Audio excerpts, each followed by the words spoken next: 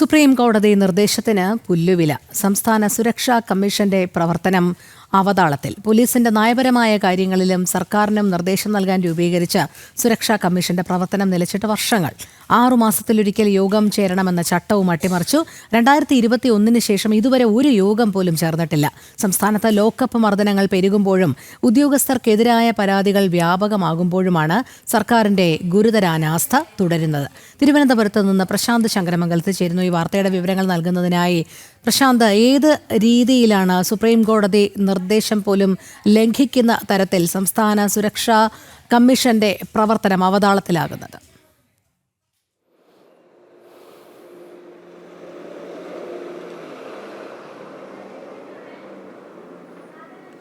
രോഹിണി, പോലീസിനെ രാഷ്ട്രീയ ഇടപെടലിൽ നിന്നും മോചിപ്പിക്കുക മാത്രമല്ല സർക്കാരിൻ്റെ മറ്റ് കാര്യങ്ങളുമായി ബന്ധപ്പെട്ട ഇത്തരത്തിലുള്ള ഈ സുരക്ഷാ സംബന്ധമായിട്ടുള്ള നയപരമായ കാര്യങ്ങളിലെല്ലാം ഇടപെടൽ നടത്തുക തുടങ്ങിയ ആവശ്യങ്ങളുമായി ബന്ധപ്പെട്ട് സുപ്രീം കോടതിയുടെ ഒരു നിർദ്ദേശാനുസരണമാണ് ഈ സംസ്ഥാന സുരക്ഷാ കമ്മീഷൻ രൂപീകരിക്കുന്നത്.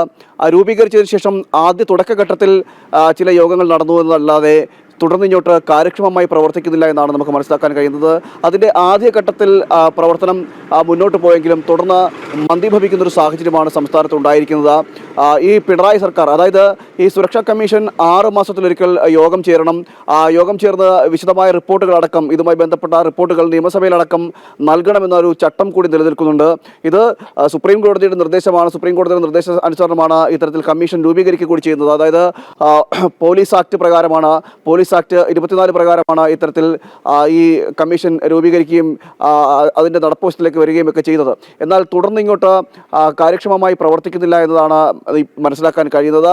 അതായത് രണ്ടാം പിണറായി സർക്കാർ അധികാരത്തിൽ വന്നതിന് ശേഷം ഒരു തവണ പോലും യോഗം ചേർന്നിട്ടില്ല എന്നും മനസ്സിലാക്കുകയും ചെയ്യുന്നു. നമുക്കറിയാം, സംസ്ഥാനത്തെ ഇപ്പോഴത്തെ ഒരു വലിയ ദുരവസ്ഥ എന്ന് പറയുന്നത് പോലീസിനെ കൊണ്ട് ജീവിക്കാൻ കഴിയാത്തൊരു സാഹചര്യമാണ്. കാരണം ലോക്കപ്പ് മർദ്ദനങ്ങൾ പെരുകുന്നു, നിരവധി പരാതികൾ പോലീസിനെതിരായിട്ട് ഉണ്ടാകുന്നൊരു സാഹചര്യമുണ്ട്. ഇത്തരം സാഹചര്യങ്ങൾ ഉണ്ടാകുമ്പോഴാണ് കമ്മീഷന്റെ പ്രവർത്തനത്തെക്കുറിച്ച് ജനങ്ങൾ ചിന്തിക്കുന്നത്, ഇതുമായി ബന്ധപ്പെട്ടവരടക്കം സംസാരിക്കുക കൂടി ചെയ്യുന്നത്. അതായത് കമ്മീഷൻ സംസ്ഥാന സുരക്ഷാ കമ്മീഷന്റെ പ്രവർത്തനം കൂടി ഉണ്ടായിരുന്നെങ്കിൽ ഇത്തരം കാര്യങ്ങൾ ഒഴിവരുതിവെങ്കിലും ഒഴിവാക്കാൻ കഴിയുമായിരുന്നു. മാത്രമല്ല, ഈ ഇടപെട്ടുള്ള യോഗങ്ങൾ ചേരുമ്പോൾ പോലീസ് ഉദ്യോഗസ്ഥരുടെ ക്രിമിനൽ ആക്ടിവിറ്റി അടക്കമുള്ള കാര്യങ്ങൾ യോഗം ചർച്ച ചെയ്യും. അങ്ങനെ ചർച്ച ചെയ്യുമ്പോൾ അതിനൊരു നടപടിക്രമങ്ങൾ ഉണ്ടാകുകയും ഇത്തരം കുറ്റകൃത്യങ്ങൾ പെരുകാതിരിക്കുവാനുള്ളൊരു സമീപനം കമ്മീഷന്റെ ഭാഗത്തൊരു ഇടപെടൽ കൂടി ഉണ്ടാകുമായിരുന്നു. എന്നാൽ അതിനുള്ള സാഹചര്യമാണ് ഇപ്പോൾ ഇല്ലാതിരിക്കുന്നത്. കഴിഞ്ഞ കുറേ കാലമായി, അതായത് പിണറായി സർക്കാർ അധികാരത്തിൽ വന്നതിന് ശേഷം, രണ്ടാം പിണറായി സർക്കാർ അധികാരമേറ്റതിന് ശേഷം ഒരു തവണ പോലും യോഗം നടന്നിട്ടില്ല, യോഗം വിളിച്ചു കൂട്ടുകയോ ചെയ്തിട്ടില്ല.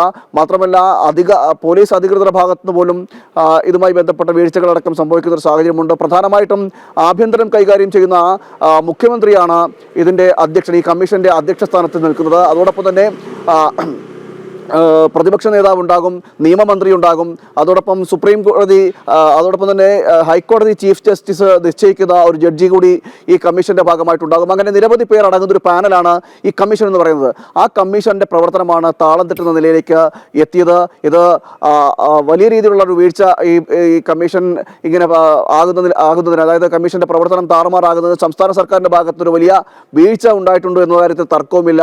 ചില ആളുകളെ, അല്ലെങ്കിൽ ഒരു കൂട്ടം ആളുകളെ സംരക്ഷിക്കുന്നതിന്റെ ഭാഗമായിട്ടാണോ എന്നടക്കമുള്ള കാര്യങ്ങളും ഉയർന്നു വരുന്നുണ്ട്. കാരണം ഈ രാഷ്ട്രീയക്കാരുടെ ഇടപെടൽ പോലീസിൽ ഉണ്ടാകുന്നു.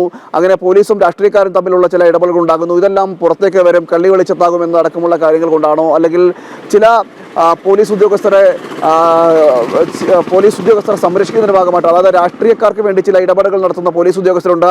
അങ്ങനെ വരുമ്പോൾ അവരുടെ സംരക്ഷിക്കുന്ന ഭാഗമായിട്ടാണോ ഈ യോഗം ചേരാത്തതടക്കം? കാരണം ഇത്തരം നടപടികളൊക്കെ ഉണ്ടായാൽ അത് കമ്മീഷന്റെ മുമ്പിൽ വരും. കമ്മീഷന്റെ മുമ്പിൽ വന്നു കഴിഞ്ഞാൽ പിന്നെ തുടർന്നത് വലിയ വീഴ്ച ചൂണ്ടിക്കാണിക്കുന്ന ഒരു സാഹചര്യമൊക്കെ ഉണ്ടാകുകയൊക്കെ ചെയ്യും. അങ്ങനെ വരുമ്പോൾ അത് സർക്കാരിന് തന്നെ നാണക്കേട് ഉണ്ടാക്കുന്ന സാഹചര്യമൊക്കെ ഉണ്ടാവും. ഇതൊക്കെ തന്നെയാണോ ഈ കമ്മീഷനെ പുനഃസംഘടിപ്പിക്കാത്തതിന്റെ കാര്യം, അല്ലെങ്കിൽ കമ്മീഷന്റെ പ്രവർത്തനം സുഗമമായി നടക്കാത്തതിന്റെ കാര്യം? ഇതൊക്കെ തന്നെയാണോ എന്നടക്കമുള്ള സംശയങ്ങളും നിലനിൽക്കുന്നത്. എന്തായാലും സംസ്ഥാന സുരക്ഷാ കമ്മീഷന്റെ ഒരു യോഗം പോലും ഈ 2021 ശേഷം നടന്നിട്ടില്ല എന്നാണ് നമുക്ക് മനസ്സിലാക്കാൻ കഴിയുന്നത്. സുപ്രീം കോടതിയുടെ തന്നെ നിർദ്ദേശത്തിന്റെ നഗ്നമായ ലംഘനം കൂടിയാണ് ഇവിടെ ഉണ്ടായിരിക്കുന്നത്. സംസ്ഥാനത്ത് നിരന്തരം പോലീസ് ഉദ്യോഗസ്ഥർക്കെതിരെയുള്ള പരാതികൾ വ്യാപകമാകുന്നു, ലോക്കപ്രവർത്തനങ്ങൾ പെരുകുന്നു.